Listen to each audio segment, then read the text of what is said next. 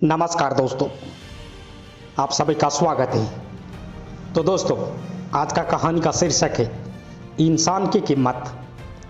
तो दोस्तों, चलिए आपका समय ना गवाते कहानी को शुरू करते हैं। दोस्तों, एक बार एक टीचर क्लास में पढ़ा रही थी। बच्चों को कुछ नया सिखाने के लिए टीचर ने जेब से 100 रुपये का नोट निकाला। अब बच्चों की तरफ वो नोट दिखाकर कहा, क्या आप लोग बता सकते हैं कि ये कितने रुपए का नोट है? सभी बच्चों ने कहा 100 रुपये का। टीचर ने कहा, इस नोट को कौन कौन लेना चाहेगा? सभी बच्चों ने हाथ उठा खड़ा कर दिया। अब उस टीचर ने उस नोट को मुट्ठी में बंद करके बुरी तरह से मसला, जिससे वो नोट बुरी तरह कुचल सा गया।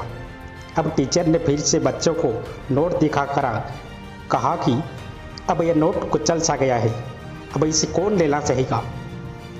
सभी बच्चों ने फिर हाथ उठा दिया।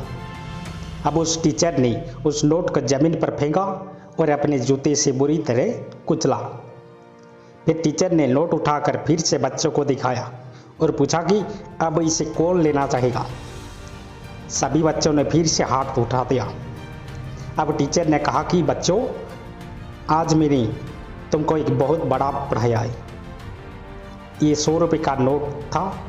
जब मैंने इसे हाथ से कुचला तो ये नोट कुचल गया, लेकिन इसकी कीमत 100 रुपये ही रही। इसके बाद जब मैंने इसे जूते से मसला तो ये नोट गंदा हो गया, लेकिन फिर भी इसकी कीमत 100 रुपये ही रही। ठीक वैसे ही इंसान की जो कीमत है और इंसान की जो काबिलियत है वो हमेशा वही रहती है।